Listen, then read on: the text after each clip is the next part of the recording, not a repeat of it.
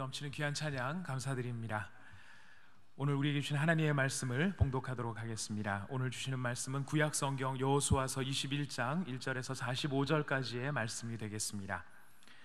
여호수아 21장 1절에서 45절까지의 본문 말씀 가운데 먼저 1절에서 3절을 저희가 교독하도록 하겠습니다. 그리고 이어서 41절에서 45절까지를 교독하도록 하겠습니다. 1절, 2절 교독하신 후에 3절을 같이 읽도록 하겠습니다. 그때 레위 사람의 족장들이 제사장 엘르아살과 눈의 아들 여호수아와 이스라엘 자손의 지파 족장들에게 나와 가나안 땅 실로에서 그들에게 말하여 이르되 모세에게 명령하사 우리가 거주할 성읍들과 우리 가축을 위해 그 목초지들을 우리에게 주라 하셨나이다 하매 3절을 같이 읽습니다. 이스라엘 자손이 여호와의 명령을 따라 자기의 기업에서 이 성읍들과 그 목초지들을 레위 자손에게 주니라. 41절로 갑니다. 레위 사람들이 이스라엘 자손의 기업 중에서 받은 성읍은 모두 48 성읍이요 또 그 목초지들이라.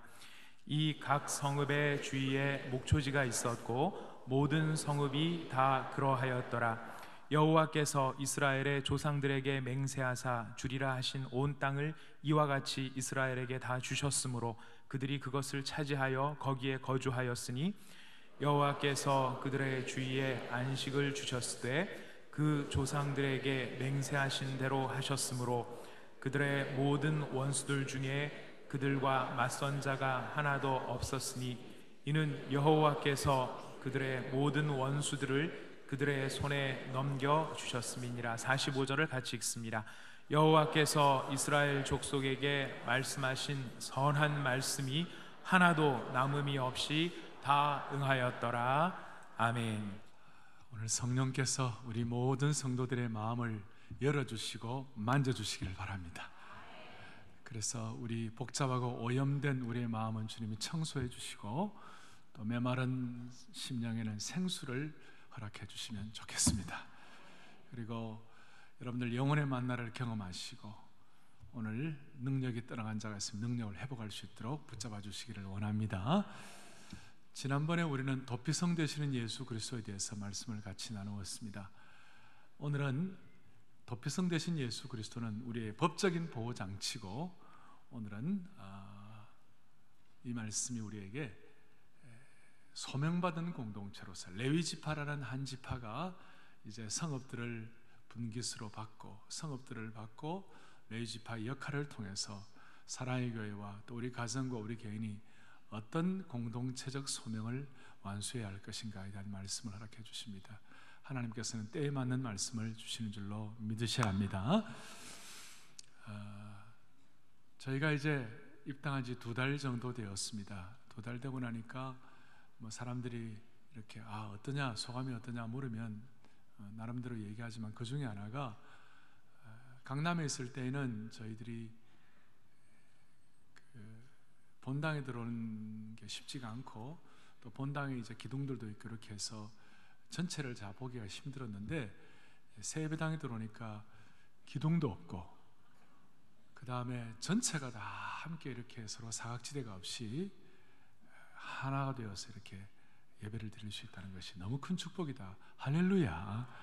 본당뿐이겠어요. 물론 지금 언약채플 또 웨스트 또 은혜채플 이 아브라함 이삭 채플 다 같이 예배를 드립니다만은 지금 안성수양관 예배 드리고 있겠죠. 제천기도 동산에도 여한 우리가 새 예배당 들어오고 난 다음에 더 우리는 주님 안에서 한 가족이고 영적인 가족이고 한 공동체임을 확인시켜 주신 주님을 찬양합니다. 이 공동체로서의 역할을 어떻게 할 것인가. 오늘 제가 우리 지가 이렇게 나와 있는데 우리 지를 제가 보니까 우리 지 안에 우리 교회 각 공동체 각 사역기관에 대표되시는 분들이 여기에다 2014년 한 해 동안 어떤 마음을 가지고 교회를 섬길지에 대한 그런 내용들이 쭉 나와 있는 읽어보면서 참 귀하다 그런 생각이 들어서 예를 들어서 새 예배당에서는 갈렙과 같이 여호와를 온전히 좇는 믿음으로 주님의 사명을 이루는 공동체가 되기를 원합니다. 또 권사회에서는 기도의 어머니로서 권사회에 주신 소명을 청지기로서의 사명을 가지고 교회라는 공동체를 섬기겠습니다. 또 영혼 구원과 주님이 주신 비전이 비본질적인 요소들로 인해서 훼손되지 않도록 주여 기도하며 섬기게 하여 주십시오. 또 어떤 분들은 BMW, 여러분 BMW가 뭔지 아십니까? B가 뭡니까? 네? 버스. 어떤 분은 바이스클 그러는데 버스. 또 M은 뭡니까? 메트로. 그 다음에 W는 뭡니까? 그러니까 버스와 지하철과 우리 걸어서 우리 주위에 있는 사람들에게 지역 주민과 교통 혼잡하지 아니하고 갈등이 없도록 최선을 다하겠습니다. 새해 우리 교회에 주신 God is Love, G-Love라는 비전이 있는데 그 비전을 통해서 하나님이 기뻐하시는 신앙 문화가 세워질 수 있도록 노력하겠습니다. 또 우리 매주 토요일마다 공동체가 모여가지고 토요 비전 새벽 예배를 통하여 믿음의 4대가 신앙 계승이 일어나게 하여 주십시오. 어제 아침에 토비세를 마치고 난 다음에 그 새벽기도 마치고 이제 많은 교우들이 이제 아침을 같이 가족들끼리 같이 하고 그렇게 하잖아요. 근데 어제 아침에 이 앞에 어떤 식당인데요. 아니 세상에 아침 8시에 우리 제 동력자들과 같이 들어가는데 좌석이 126석인데 한 석도 빠지지 않고 다 우리 교회 교인들이에요. 이야, 그래서 제가 그 식당 복 받았다 이런 생각이 들었어요. 양해를 제가 구하고 그러면 다 우리 교회 교인들이니까 찬송 좀 해도 되겠습니까? 뭐 좋다고 그래서 그 식당에 가가지고 밥은 안 먹고 찬송을 했습니다. 찬송을 다 감사하게 찬송하고 난 다음에 제가 전체 우리 126분들을 신방하는 마음으로 같이 기도를 했습니다. 하나님 아버지, 오늘 많은 가족들이 공동체를 이루어 가족들이 이렇게 나와가지고 아이들과 함께 식사를 합니다. 또 우리 126명 우리 교우들이 다 함께 모여서 공동체를 이루어서 이와 같이 주님 앞에서 귀한 교제를 합니다.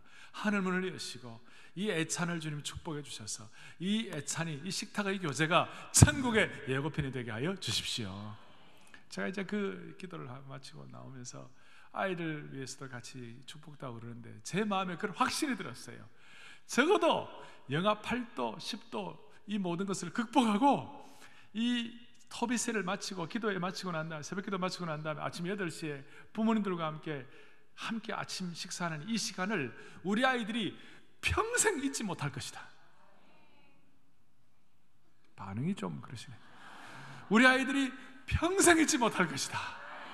이야, 그 생각이 들고 그 마음 가운데 제가 뭐 또 확신이 드는가 하면요, 우리 이렇게 부모님들과 함께 새벽기도 마치고 난 다음에 아침 식사를 같이 하는 이 애들이 평생 잘못된 길로 나가지 않을 것이다. 잘못된 길을 선택하지도 않을 것이다. 제가 좀 조심스러웠습니다. 동성애도 안 할 것이다. 공산주의자도 안 될 것이다. 거기에 대한 생각이 들더라고요. 이게 공동체에 보여주신 하나님의 축복이에요.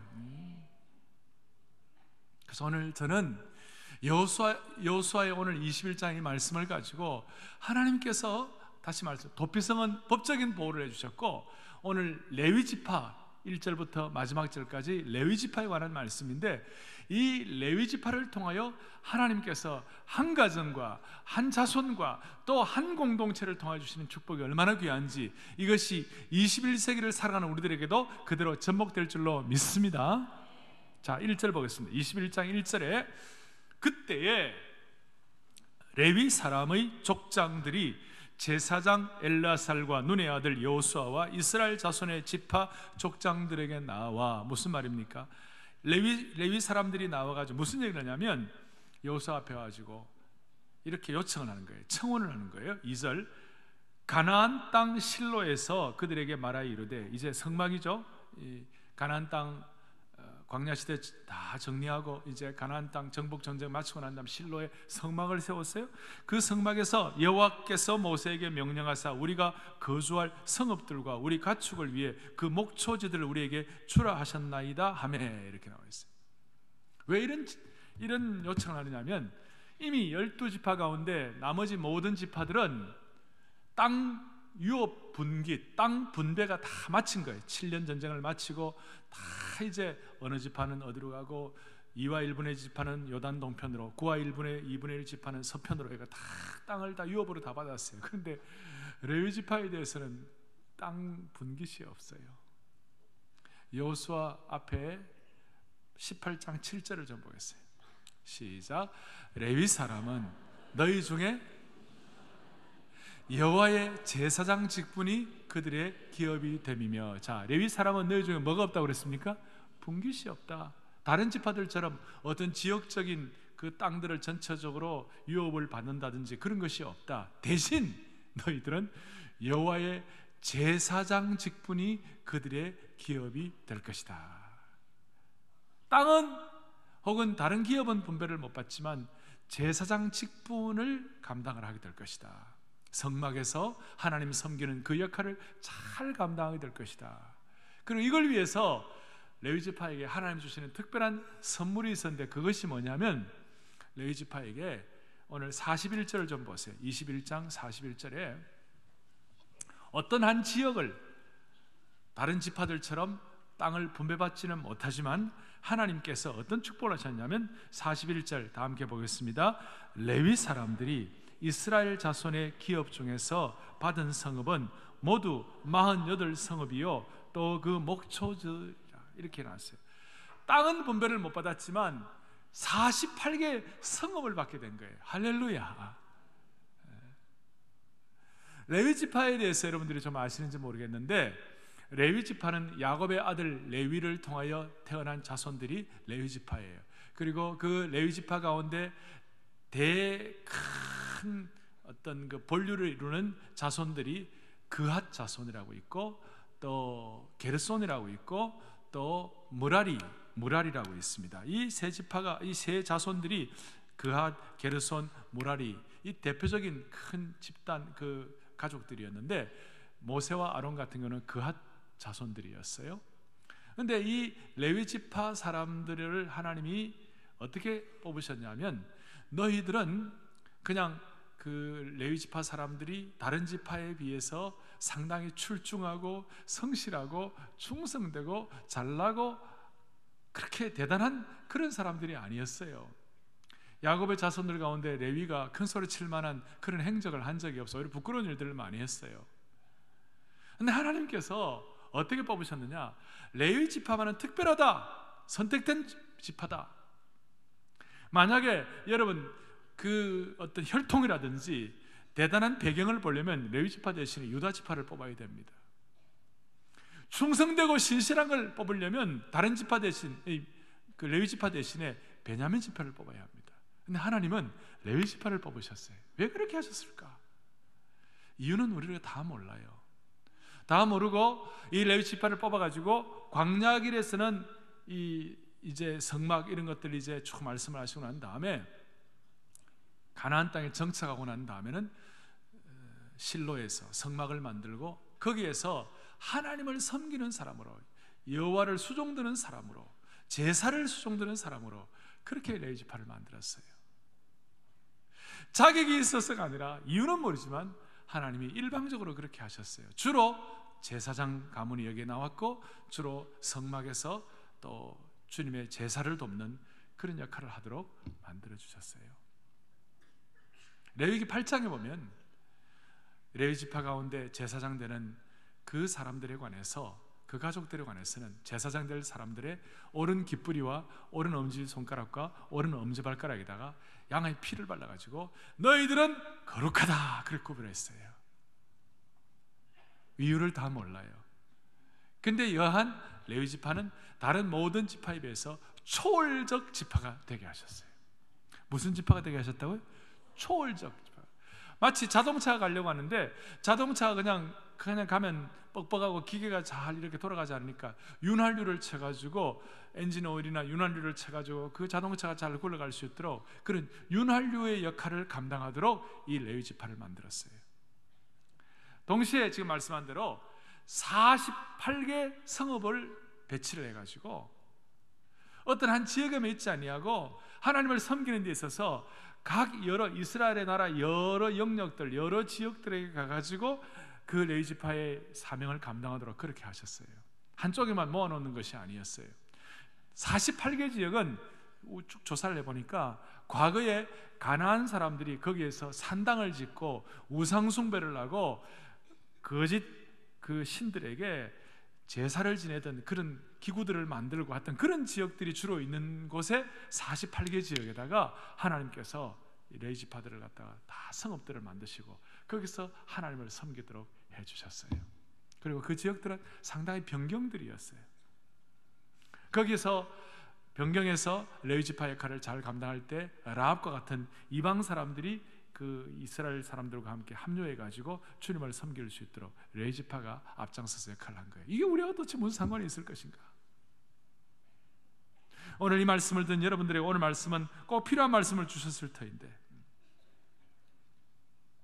그리고 이 레위지파가 그 말씀을 잘 순종하고 역할을 감당함으로 말미암아 나중에 이 가나안에 정착하고 레위지파와 함께 주님을 섬겼던 사람들이 구약 역사에 최선의 순수하고 순전하고 하나님께 쓰임받았던 순종의 세대가 될 수 있었어요. 할렐루야.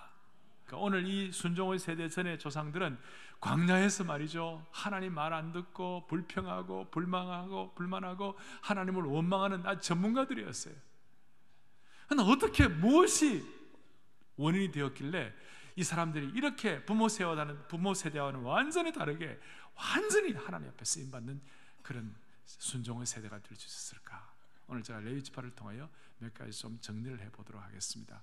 자, 레위지파에 대해서 어떻게 하나님께서 말씀하시는가 하면 신명기 33장 8절과 10절을 좀 보겠습니다. 레위지파 이렇게 나와 있습니다. 같이 보겠습니다.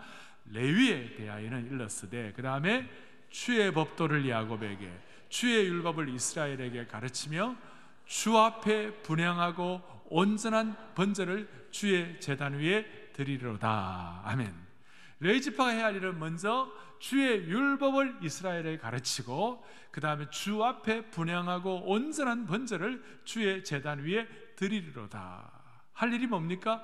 하나님을 섬기는 것, 제단을 섬기는 것, 제사를 섬기는 것, 성막을 섬기는 것과 함께 주의 율법을 이스라엘 모든 민족에게 가르치는 역할을 하나님이 허락해 주신 것입니다. 이게 레위지파가 해야 할 일이었어요. 동시에 그 일을 어느 한 시대만, 어느 한 몇 년 동안만 한 것이 아니라 계속해서 그 후대를 100년씩 쭉 내려가면서 역할을 했는데요. 역대하 17장 8절 9절 보니까 이런 내용이 나와요. 역대하 17장 8절, 여호사밧 왕 시절에 레위지파가 어떻게 했는지 한번 보시겠습니다. 같이 보겠습니다. 또 그들과 함께 레위 사람 스마야와 느다냐와 스바데와 아사엘과 스미라못과 여호나단과 아도니야와 도비야와 도바도니야 등 레위 사람들을 보내고, 또 저희와 함께 제사장 엘리사마와, 자, 이 내용들이 다 레위 사람들에 대한 내용입니다. 레위 사람 어떻게 했는가? 9절 크게 읽습니다. 그들이 여호와의 그 모든 유다 성읍들로 두루다니며 백성들을 가르쳤더라. 그들이 여호와의 뭘 가지고 왔습니까? 율법책을 가지고. 레위 지파 사람들이 48개 성읍에 분산되어 있었는데 그 지역에서 어떻게 했는가? 여호와의 율법책을 가지고 와서 가르친 거예요. 유다 사람들에게, 이스라엘 민족들에게 가르친 거예요. 당시에는 우리처럼 이렇게 한 사람이 한 권씩 성경을 들고 다니는 것이 아니었죠. 당시에는 뭐 서기관 같은 사람이 뭐 한 권, 두 권, 사본도 별로 없었으니까, 그러니까 그 귀한 성경을 레위 지파 사람들이 들고 전 유다 지역을 다니면서, 전 이스라엘 지역을 다니면서 하나님의 율법과 하나님의 말씀을 가르친 거예요. 그래서 크게 말하면 세 가지로 레위 지파 역할을 했어요. 뭘 역할을 했나? 첫째는 하나님 앞에 성막에서 제사 드리는 예배자의 역할을 했어요. 두 번째는 하나님 말씀을 가지고 두루다니면서 무슨 역할을 했는가? 말씀을 가르치는 양육자 역할을 했어요. 동시에 한 가지 더 하면 하나님 말씀을 저 변방으로 다니면서 특별히 이방 사람들에게 그 오염되고 우상 섬기던 그 지역에서 하나님 말씀을 선포하고 복음 증거하는 복음 전도자의 삶을 살았다, 이렇게 말할 수 있어요. 이들은 이스라엘 민족 전체를 위하여 성경 교사로서, 상담가로서, 설교가로서, 아니면 말씀을 같이 나누는, 하나님의 말씀을 나누는 자로서, 또 전도자로서, 복음 증거자로서 이런 역할을 감당했어요. 할렐루야. 오늘 이것이 우리 공동체, 사랑의 교회라는 공동체와 공동체를 이루는 우리 온 교우들, 귀한 식구들 한 분 한 분에게 이것이 우리에게 접목되기를 원합니다. 레위 지파를 통하여 우리가 접목해야 할 것이 무엇일까? 사랑의 교회가 앞으로 감당해야 할 것이 무엇일까? 첫째는 우리 모두가 다 하나님 앞에서 진정한 예배자로서 설 수 있기를 원합니다. 레위 지파의 가장 중요한 일은 제사 드리는 것이었습니다. 하나님이 이스라엘 백성들을 세우실 때에 심지어 출애굽기 8장에 오면 이스라엘 민족이 출애굽하게 하는 이유가 무엇일까? 홍해를 건너게 하는 이유가 무엇일까? 애굽의 그 핍박을 받고 열장 밑에서 고통하던 자들을 해방시킨 이유가 무엇일까? 그 이유는 다른 것이 아니라 가나안 땅 들어가는 것, 그것도 뜻이 있겠지만 진짜 중요한 것은 뭐냐면 이 백성이 나를 섬기기 위하여 내가 그들을 구원했다 그랬습니다. 그 섬긴다는 말을 본래의 원어로 보면 worship him, 하나님을 예배하는 자 되게 하기 위하여 하나님이 이스라엘 백성들을 구원하셨다 그 말이에요.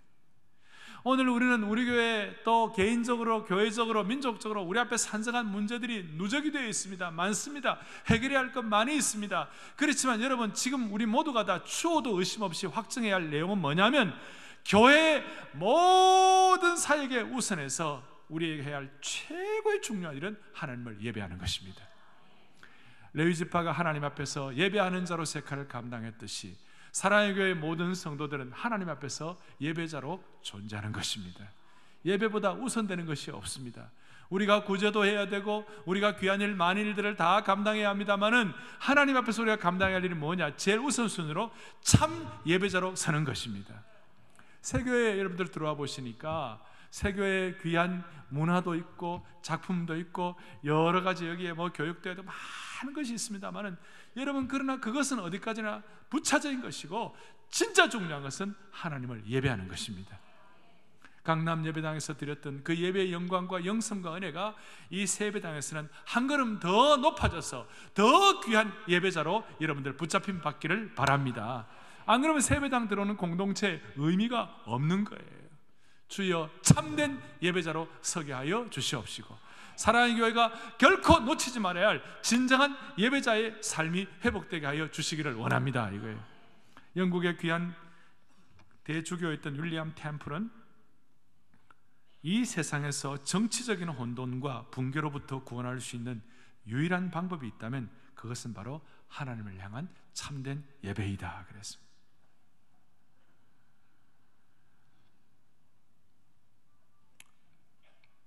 사람들이 할 일이 많죠. 여러 가지 일들을 합니다. 뭐 교회가 즐거움을 주게 기쁨도 주죠. 교회가 혹은 약한 자를 격려하기도 하죠. 교회가 자긍심을 심어주기도 하죠. 혹은 교회의 교제가 중요하죠. 그것을 장려하기 위해서 교회도 하지만 그것 때문에 교회가 존재하는 것이 아니라 교회는 무엇보다도 하나님을 참되게 예배하기 위하여 존재한다. 필립 얀시 같은 분이 고백한 내용입니다. 이제 새 예배당에 들어와서 레위 지파가 제사를 아름답게 수종드리는 것처럼 우리 모두가 다 오감을 다 사용해서 우리의 촉각, 후각, 시각, 모든 영적인 인지도, 우리의 감성을 다 사용해서 진짜 주님을 제대로 예배하십시다. 많이 안다고 신앙생활 오래 했다고 되는 것이 아니라 진짜 주님을 예배합시다. 믿지 않는 자들이 신령과 진리로 드리는 참된 예배를 우리의 모습을 통해 보아야 할 줄로 믿습니다. 다시 한번 우리가 주님을 순전하게 공적 예배부터 제대로 주님을 예배하게 하여 주십시오. 주일 예배 이 시간이 여러분들의 삶에 영적으로 또 육신적으로 감정적으로 최고의 피크가 될 수 있도록 예배를 준비하게 하여 주시옵소서.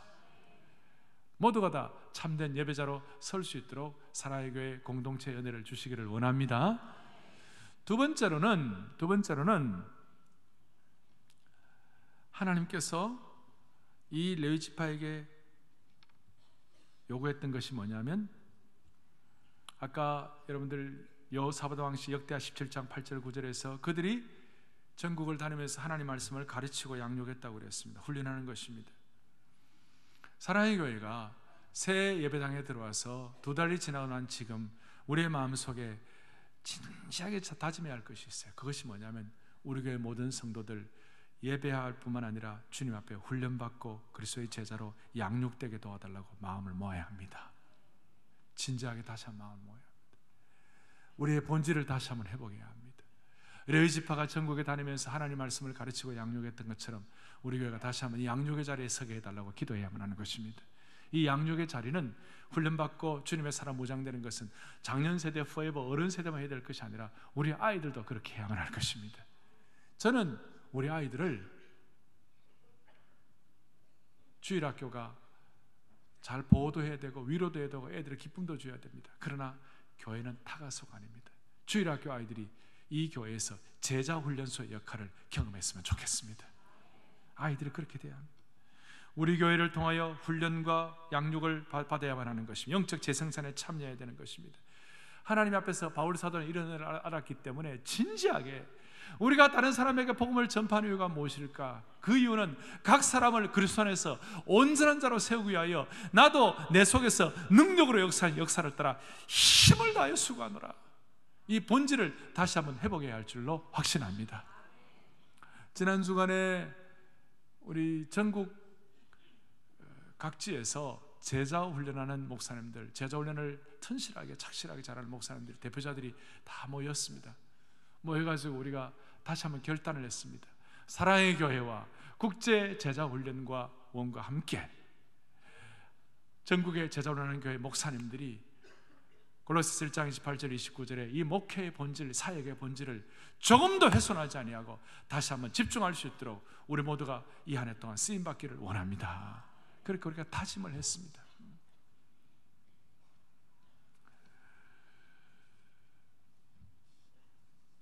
주님의 형상을 닮을 수 있도록 칼레트, 사랑의 교회, 국제제자훈련, 우리 교회에 속한 모든 공동체 일원 한 분 한 분이 레위지파처럼 말씀의 양육자로서의 역할을 잘 감당할 때 주님 우리를 기뻐해 주시리라고 믿습니다. 세 번째로는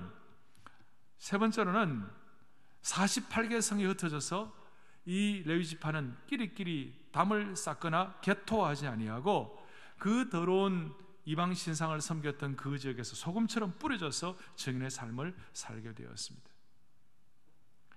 지금 우리 자신이나 공동체가 혹 어려움을 겪고 있다면 어려움을 겪는 이유가 뭘까요?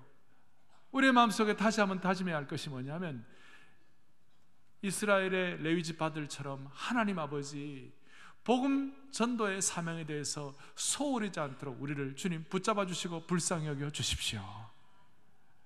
여러분, 제가 마음이 좀 이렇게 오염될 때마다 제 마음을 신선하게 하고 정화되게 해주는 책 중에 하나가 데이빗 브레이너드라는 인디안 선교의 아버지, 미국의 인디안 선교의 아버지 데이빗 브레이너드가 그가 한 일기에 쓴 글들을 읽으면서 제가 마음이 많이 정화되고 새로워지는 것을 느낄 때가 많아요.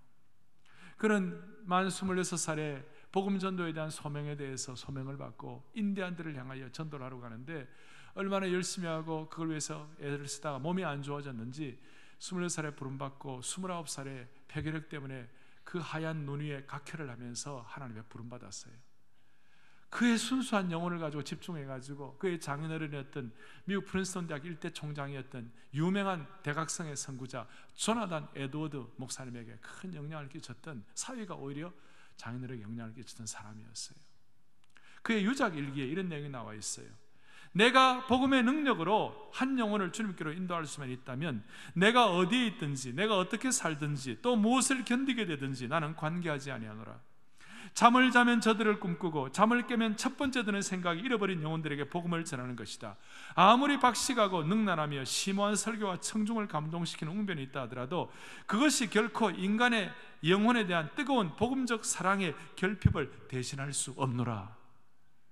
어떤 위치에 어떤 상황에 있더라도 복음 전도가 우선순위에 될 것을 말씀하고 있는 거예요.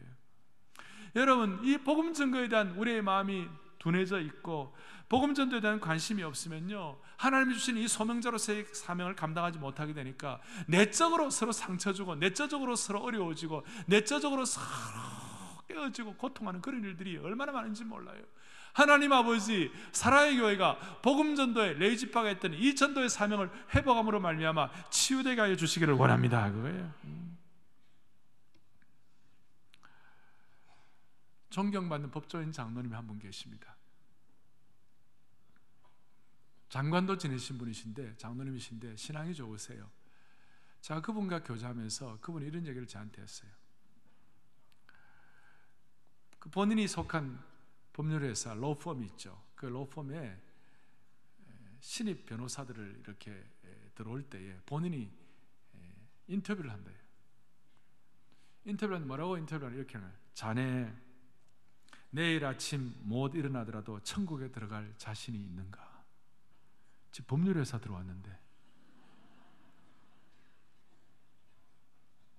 그래서 이제 물을 때 그 신입 변호사가 예수 믿는 사람이라는 말 듣고 그래 이제 질문을 했대요. 근데 그 변호사 답을 제가 지난주에 우리 목사님 설교를 들었는데 이런 설교를 들었습니다. 그런 얘기를 하니까 목사님이 설교한 그 내용 말고 자네가 할 수 있는 자네의 고백으로 말해보게. 들어갈 확신이 있는가? 또 질문을 합니다. 자네 말이야 성경을 읽는다고 했는데 성경에 나타난 복음이 뭐야? 복음을 좀 설명해봐. 그 친구가 우물쭈물하는 거예요. 성경에는 복음이 분명히 나타나 있어요. 그러면서 이제 이 장로님이 설명을 하는 거예요. 고린도전서 15장 같은 데 보면 바울이 명확하게 복음을 설명하고 있어요. 또 질문해요. 자네 인생을 살아가면서 이 말씀이 내 인생의 평생의 목표가 되는 말씀인데 그 말씀을 좀 그런 말씀이 있다면 그걸 한번 말해줄 수 있냐? 그러니까 잘 대답을 못 하더래요. 외우는 거 있는가 하니까 못 외웁니다. 그건 자네 모태신앙 아닌가? 네, 모태신앙이에요. 근데 평생 붙잡는 말씀 외우지도 못해? 내가 그 말을 들으면서 주일학교 지금 제대로 해야 되겠다. 옛날 저희들은 주일학교 다닐 때 요절을 다 외웠거든요. 매주마다 요절 외웠잖아요. 요즘은 주일학교 막 춤만 이렇게 추고 빵만 주고 말이지. 진짜 복음을 가르쳐야 되는데. 제가 어제 아침에 우리 교육자들, 특별히 주일학 교육자들 제발 아이들에게 매주일마다 요절 하나씩 하나님 말씀 가르치고, 어릴 때는 그것이 머리에 남으니까 평생 기억해. 아니 변호사가 내가 똑똑한데도 모태신앙이라고 그러는데도 평생 의지할 말씀이 없으니 이거 어떡하면 좋아? 또 질문해요. 자네 인생은 만만한 것이 아닌데 인생의 위기 앞에서 내가 진짜 이 말씀을 의지한다고 하는 그 말씀이 있는가? 또 우물쭈물. 그 다음 또 더 어려운 질문하는 거예요. 법에 관해서 구약에 나타난 하나님의 법을 알고 있는가? 잘 모릅니다.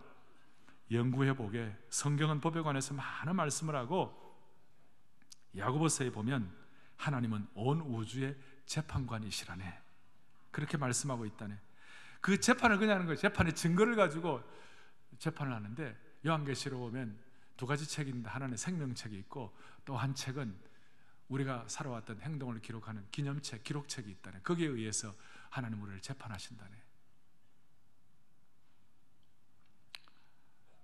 제가 그 얘기를 들으면서요, 이분이야말로 21세기의 레위 지파의 역할을 하고 있구나, 21세기의 레위 역할을 하고 있구나, 그런 생각이 들었어요. 공감하십니까? 그런데 그분은 며느리를 뽑을 때도 며느리를 자네 아까 얘기했 내일 아침에 못 일어나더라도 천국에 들어갈 자신이 있는가? 그리고 며느리 보고 지금 평생에 의존할 말씀이 무엇인가? 그게 통과가 안 되면 불합격. 그리고 이제 통과가 되면 그걸 다 서약서로 쓰게 해가지고 그 서약서를 그 주방에다가 붙여놓고 계속 보라는 거예요. 여러분, 그러면 그 부부가 잘 되겠어요? 잘못 되겠어요? 잘 될 수밖에 없죠. 부부가 깨어진다니 그럴 수가 없죠. 그래서 제가 그런 생각을 했어요. 이것이야말로 레위인의 역할을 해가지고 하나님과 당사자를 만나게 하는 역할을 하는 거예요. 영어로 하면 인카운팅의 역할을 하는 거예요. 레위인이 이스라엘 백성들 48개성이 흩어져 가지고 변방에서 옛날에 우상 섬기던 그 장소에서 자기들의 역할을 감당, 복음 증거자의 사명을 감당함으로 말미암아 라합 같은 사람들, 이방 사람들이 주님 앞에 돌아왔을 때 주님과 하나님과 그 사람을 직면하도록 만들어주시는 그 역할을 하는 거예요. 오늘 우리 교회 성도들이 새 예배당 입당 이후에 이 레위 지파처럼 레위 사람들처럼 하나님과 그 사람을 만나게 하는 인카운팅, 직접 대면하게 하는 그 역할을 할 수 있도록 축복해 주시기를 바랍니다. 자, 이렇게 하니까 하나님께서 어떤 결과를 주시는가? 오늘 43절부터 45절까지 놀라운 결과를 주세요. 43절 오늘 여러분들 보겠습니다. 43절 이렇게 나와 있죠? 놀라운 말씀인데, 여호와께서 이스라엘의 조상들에게 맹세하사 주리라 하신 뭘 이스라엘 백성이 주셨다고 그랬어요? 땅의 축복이에요. 오늘 주님께서 우리 온 성도들에게 이 땅의 축복을 주시면 좋겠습니다. 구약에서의 땅은 축복의 대명사입니다. 무슨 땅 받았다, 무슨 몇천 평 받았다 이런 뜻이 그 정도가 아니에요. 땅은 온통 축복의 대명사예요. 영적으로, 육신적으로, 정서적으로, 또 그의 가족적으로, 그의 꿈과 비전과 소명에 의해서 하나님 많은 것들을 축복하셨다는 것이 땅을 유업으로 받았다는 것에 다 함축되어 있어요. 또 하나는 44절에 보니까 여호와께서 그들의 주위에 뭘 주셨습니까? 안식을 주셨어요. 안식을 주셨어요. 사랑하는 여러분, 오늘 이 예배를 드린 여러분들에게 하나님이 참 쉼을 주시기 바랍니다. 어디 몰디브를 가고 하와이를 가고 어디 좋은 여행지를 간다고 쉴 수 있습니까? 참 쉼은 하나님이 주시는 거예요.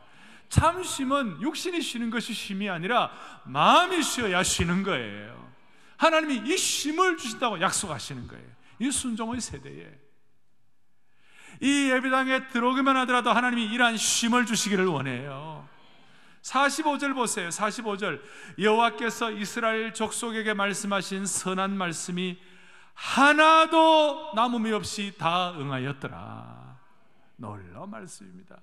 하나도 남음이 없이 다 응하였더라. 완벽한 말씀의 성취인 것입니다. 여호수아 전체를 뭉뚱그려서 축약한 여호수아 전체의 신학을 정리했다고 말할 수 있어요. 43절 땅의 축복, 44절 쉼의 축복, 45절 하나님의 말씀이 성취되는 축복. 그 내용에 대해서 여호수아 23장 14절을 좀 보겠습니다. 23장 14절을 보겠습니다. 23장 14절 다 같이 우리 크게 합독합니다. 보라, 나는 오늘 온 세상이 가는 길로 가려니와 너희의 하나님 여호와께서 너희에게 대하여 말씀하신 모든 선한 말씀이, 그 다음에 중요합니다. 다시 한번요. 하나도 틀리지 아니하고 다 너희에게 뭡니까? 응하여 그 중에 하나도 어김이 없음을 너희 모든 사람은 마음과 뜻으로 아는 바라. 모든 선한 말씀이 하나도 틀리지 아니하고 하나도 어김없이 너희에게 응하게 될 것이라. 오늘 이것이 여호수아 총 신학의 집합이라고 생각하셔도 되겠어요. 우리가 주님 앞에 레위 지파 사람들, 레위 사람들처럼 하나님 앞에 소명자로서, 특별히 참 예배자로서, 참 양육자로서, 참 복음 증거자로서의 소명을 잘 감당할 때 하나님 주시는 이런 귀한 것들이 우리 온 성도들에게 축복으로 와 닿을 수 있게 해 주시기를 원합니다. 참된 땅의 축복, 참 쉼의 축복, 말씀이 성취되는 축복입니다. 정리하겠습니다. 여러분, 이거 다 여러분들 것이 될 수 있도록 하나님께서 한 분 한 분 맞춤형으로 이 말씀 주시기를 원합니다. 처음에 말씀한 대로 그 부모 세대는 불평과 원망과 하나님을 향하여 참 기뻐하지 않는 그런 삶을 살았던 사람들입니다. 그런데 그 자손들이 이와 같은 순종의 세대가 될 수 있었습니다. 이런 공동체를 허락하신 주님을 찬양합니다. 마귀는요, 이렇게 되지 못하도록 온갖 술수와 온갖 기교를 가지고 공동체를 깨뜨리려고 하고 있습니다. 저는 이 말씀을 가지고 제 마음속에 생각을 하면서 제가 지나온 생애 동안 30여 년 이상을 사역을 하면서 개척을 하고 교회를 섬기면서 저 나름대로 마귀가 공동체를 공격할 때 그 공격을 이겨낼 수 있는 나름대로 하나의 슬로건이 있었어요. 그것이 뭐냐면 17세기 독일의 신학자 멜테니우스가 했던 말이었어요. 그 모토예요. 그것이 뭐냐면 이런 내용이에요.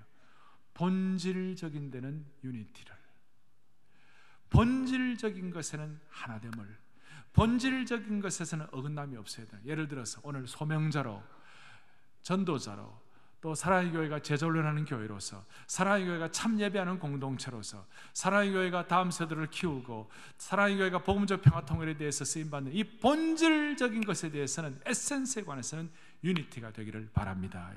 본질적인 것은 유니티, 유니티 인 에센스. 그다음 두 번째는 비본질적인 것에 관해서는 리버티를, 난 에센셜에 관해서는 리버티를, 비본질적인 것에 관해서는 자유를. 예를 들어 주일 예배 시간에 손뼉을 쳐야 돼, 말아야 돼요? 쳐도 되고 안 쳐도 되고, 기쁘면 치는 것이고. 또 주일 예배 시간에 복음성가와 찬송 가운데 찬송만 불러야 돼요? 복음성가만 불러야 돼요? 두 개 다. 여기에 대해서는 뭘 부르든지 찬송만 해야 된다, 뭐 복음성가만 해야 된다, 이건 아니죠. 이거는 제가 볼 때 비본질적인 거예요. 비본질적인 것에 대해서는 자유를. 그러나 이 유니티와 리버티가 있지만 더 중요한 것은 이 모든 것 위에 하나님의 긍휼과 사랑을, charity예요. charity. 유니티, 그 다음에 리버티, 그 다음에 charity. 이것이 저의 사역의 공동체의 은혜를 누리고자 할 때 하나님이 주셨던 모토였습니다. 오늘 하나님의 온 성도들에게 본질적인 것에 대해서는 같은 심장을 갖기를 원합니다. 자유함과 하나님의 사랑 가운데서 본질적인 것에는 같은 마음을 가져야 됩니다. 오늘 글로벌 광장 여러분들 가보시면, 여기 나가보시면 거기에 11m의 키네틱 아트 조각품이 있잖아요. 야외 조각품이 있는데 거기에 꼭대기에 보면 다윗의, 춤추는 다윗의 심장과 하나님을 사랑하는 사람의 공동체의 은혜를 향한 심장이 있어요. 빨갛게 이렇게 되어 있는데 그것이 벌떡벌떡 주여 24시간 동안 계속해서 그 심장이 벌떡벌떡 뛰게 하여 주십시오. 오늘 이 본질에 관해서 사랑의 모든 공동체가 한 마음으로 벌떡벌떡 같은 심장을 가지고 주님을 섬겨 21세기의 레위의 역할을 잘 감당하여 시대를 변화시키는 주의 종들 되기를 간절히 소망합니다. 할렐루야. 심장에, 가슴에 손을 한번 얹어 보십시오. 하나님 아버지 감사합니다. 오늘 지금 이 상황에서 필요한 말씀을 주님이 주신 줄로 믿습니다. 레위 사람들은 땅은 못 받았지만 소명을 분깃으로 받아 주님 앞에 양육자로서, 전도자로서, 예배자로서 제대로 서서 그 시대의 변경과 그 시대의 이방 사람들을 치유하고 양육자로서, 설교자로서, 상담가로서, 전도자로서의 귀한 사명을 감당한 것처럼 우리 모두 그렇게 될 수 있도록 은혜를 베풀어 주시옵소서. 43절부터 45절에 약속하신 참 쉼의 축복, 참 땅의 축복, 말씀이 성취되는 축복들을 모두가 다 하나씩 받아 누리게 하여 주시옵소서. 생명 되시고 소망 되시는 우리 주 예수 그리스도 이름 받들어 간절히 기도 올리옵나이다. 아멘.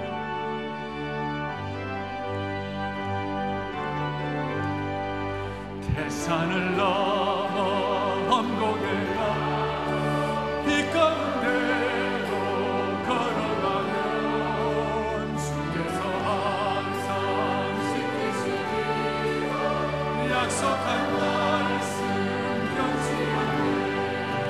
하늘의 영광 하늘의 영광 나의 맘속에 자고 넘쳐 할렐루야.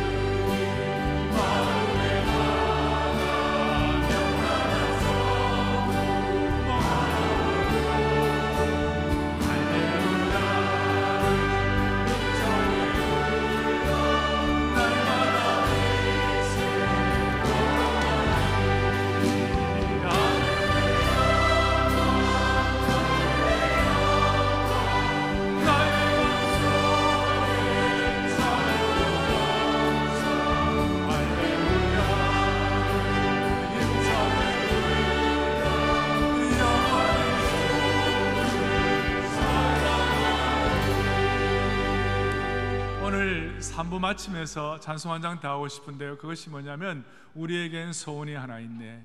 예배를 예배되게, 교회를 교회되게, 성령으로 하나 되게 하시고 새롭게 하여 주시옵소서. 교회에 대한 소명을 가진 귀한 찬송입니다. 여러분, 이 찬송을 하면서 주님 앞에 우리 교회를 의탁하시기 바랍니다. 우리에겐 소원이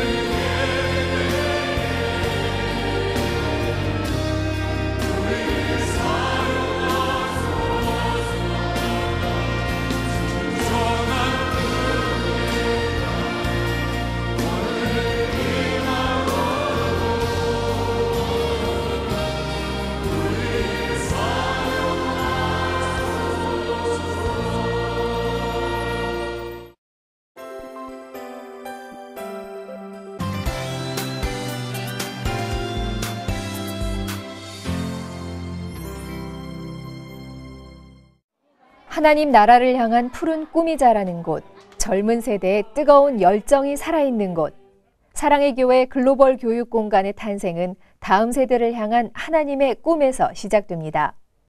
건물 전체가 다음 세대를 위해 지어졌다 할 만큼 사랑의 교회 드림센터 대부분의 공간들은 글로벌 교육 공간으로 채워졌습니다.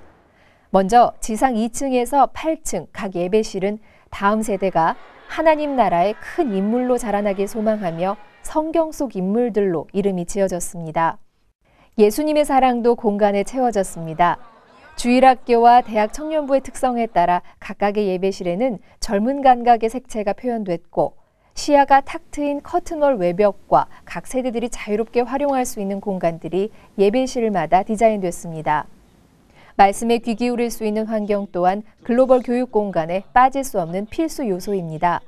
차음과 차광을 위한 전동식 커튼이 각 예배실에 설치됐고 2층과 3층에는 장애우와 어린아이들이 안전하게 예배드릴 수 있도록 원목이 바닥 마감재로 사용됐습니다. 특히 지상 3층과 6층에는 가변형 벽체가 설치돼 주일에는 2개의 예배실로 집회나 양육 세미나가 있을 때는 하나의 대형 공간으로 공간의 활용성을 극대화하며 사랑의 교회 12,000여 다음 세대가 자유롭게 사용할 수 있는 공간을 갖췄습니다. 사랑의 교회 남측타워는 드림센터라는 이름을 가지고 있습니다. 그 이름에 담긴 것처럼 이 안에서 이루어지는 모든 사역들이 하나님의 꿈이 되고 하나님께서 우리에게 허락하신 꿈들을 품는 그런 장소로 쓰임받기를 소원하는 그런 마음들이 이 건물에 담겨져 있습니다. 지난 4년간 계속되어 온 이 건축은 사랑의 교회뿐만 아니라 한국교회의 기대이자 희망이 담겨있는 기간이었다고 생각합니다. 이제 앞으로 이 공간에서 우리 아이들과 함께 마음껏 찬양하고 예배하면서 하나님의 꿈을 담은 그런 하나님의 꿈장이들을 키워내는 꿈공장이 될 수 있도록 열심히 사역하겠습니다. 성경을 공간에 녹이고 제작 훈련의 목회 철학과 조화를 이루기까지 글로벌 교육 공간 속에는 믿음의 계승이라는 오랜 소망이 있었습니다. 유아부에서 초, 중고, 그리고 대학, 청년부까지 한층 한층 믿음이 자라는 곳. 글로벌 교육 공간은 하나님 나라의 영웅, 바로 다음 세대들의 꿈이 담겨 있습니다. 그리고 이제 그 꿈은 사랑의 교회와 함께 풋풋한 믿음과 뜨거운 열정 속에 세대에서 세대로 계속 이어질 것입니다.